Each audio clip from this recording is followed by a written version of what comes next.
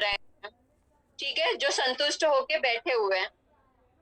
हाँ, हम आगे देखेंगे निष्क्रिय, मैं तुमको उसके बारे में पूरा बताऊंगी। जो इलेक्ट्रॉनों का आपस में लेन देन नहीं करते हैं, जिसकी बाह्यतम कक्षा पूरी होती है, उसको हम निष्क्रिय तत्व कहते हैं। ठीक है, हालांकि मैंने 9वीं में ये सारी चीजें तुमको बताई थी, बताया था ना, इलेक्ट्रॉनों का वर्गीकरण 2, 8, पहली कक्षा में 2 इलेक्ट्रॉन, दूसरी कक्षा में 8 इलेक्ट्रॉन। हाँ चल, टीचर। हाँ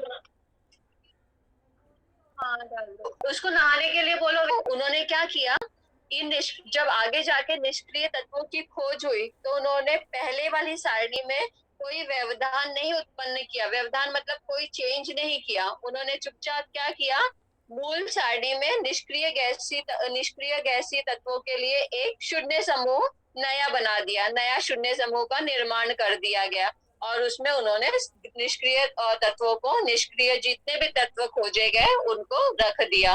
तो ये था उनका तीसरा विशेषता। अब जैसे ही विशेषता मिली, वैसे ही लोगों ने उसमें कमियां ढूंढनी भी शुरू कर दी। तो उसकी कुछ विषमताएं हैं, ये देखो, एग्जाम में तुमको ये विषमताएं पूछी जाती है।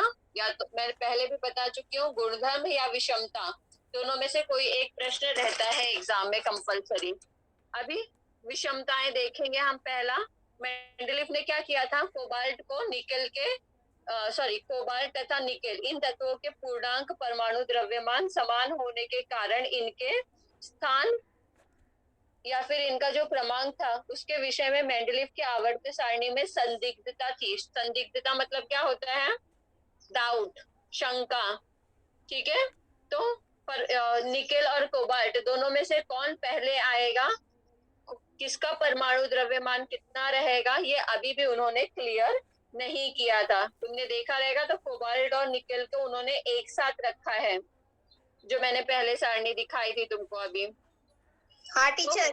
वो एक पहली उसकी कमी हो गई थी। दूसरी कमी क्या थी, मेंडलीफ आवर्त सारणी प्रतिपादन करने के बहुत समय के बाद समस्थानिकों की खोज हुई। जैसे शून्य निष्क्रिय तत्वों की खोज हुई, वैसे ही और एक किसकी खोज हुई, समस्थानिकों की खोज हुई। समस्थानिकों के रासायनिक गुणधर्म समान, तो परमाणु द्रव्यमान भिन्न होने के कारण उन्हें मेंडलीफ की आवर्त सारणी में स्थान किस तरह दिया जाए, ये एक बड़ी चुनौती बन गई थी। ठीक है, मतलब क्या हुआ, दूसरी विषमता क्या थी कि मेंडलीफ की आवर्त सारणी में समस्थानिकों के लिए कोई जगह नहीं दी गई थी। ओके, तीसरा, बढ़ते परमाणु द्रव्यमान के अनुसार रखे गए तत्वों के परमाणु द्रव्यमानों में क्रमशः वृद्धि होते हुए दिखाई नहीं दी। मतलब उन्होंने बढ़ते हुए परमाणु द्रव्यमान आरोही क्रम में रखा था ना, लेकिन उनकी सारणी में देखा जाए तो इस तरह से कहीं पर भी दिखाई नहीं दे रहा था। इसलिए तो भारी तत्वों के बीच कितने तत्वों की खोज होगी, इसका अनुमान लगाना मेंडलीफ के आवर्त नियम में संभव नहीं था। ठीक है, जैसे एक तत्व है और उसके बाद दूसरा तत्व है, दोनों का परमाणु द्रव्यमान, एक का समझ लो 39 है तो दूसरे का 89 रख दिया है, तो उसके बीच में, ये दो तत्वों के बीच में आगे भविष्य में कितने तत्वों की खोज होगी, इसके बारे में कोई भी संभावना नहीं थी, या कोई भी सोच नहीं सकता था। तो ये तीसरी कमी थी। और उसके साथ साथ क्या किया था मेंडलीफ ने, हाइड्रोजन या हेलोजन के साथ समानता दर्शाता है। मतलब हाइड्रोजन जो है वो हेलोजन के साथ में हमेशा जुड़ता है, तुम देखोगे तो HCl, हेलोजन क्या रहता है, क्लोरीन, ब्रोमीन, आयोडीन। तो हमेशा जो हाइड्रोजन रहता है HCl, HBr, तुमको मैंने रासायनिक समीकरण लिखने के लिए दिया था, तो उसमें तुमने देखा रहेगा हमेशा क्लोरीन, ब्रोमीन, आयोडीन के साथ हाइड्रोजन आ जाता है। तो हाइड्रोजन क्या करता है, ये हेलोजन के साथ समानता दर्शाता है। जैसे हाइड्रोजन का अणुसूत्र H2, तो फ्लोरीन, क्लोरीन, इनके अणुसूत्र क्रमशः F2 और Cl2 इस प्रकार है। उसी प्रकार हाइड्रोजन एवं क्षारीय धातुओं, इनके रासायनिक गुणधर्मों में समानता है। हाइड्रोजन एवं क्षारीय धातुओं की क्लोरीन एवं ऑक्सीजन के साथ तैयार किए गए यौगिकों के अणुसूत्र में समानता दिखाई देती है।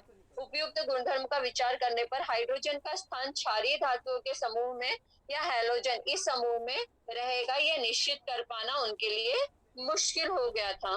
ठीक है, हैलोजन ये कौन से ग्रुप के साथ रहेगा, क्षारीय धातुओं के ग्रुप के साथ में रहेगा, उसको रखना है, या हैलोजन के ग्रुप में रखना है, यह निश्चित कर पाना भी मेंडलीव के लिए बहुत मुश्किल हो गया था। तो ये 4 क्या थी उसकी कमियां थी। ओके, ये आज जैसे ही हमारा लेक्चर खत्म होगा तुम लोग आधे घंटे का ब्रेक लेना और ये विशेषता और उसकी कमियां पढ़ना बहुत इंपॉर्टेंट है। अगर तुमने अभी सिर्फ मुझे सुनकर छोड़ दिया ना तो तुम भूल जाओगे ये सारी चीजें। ओके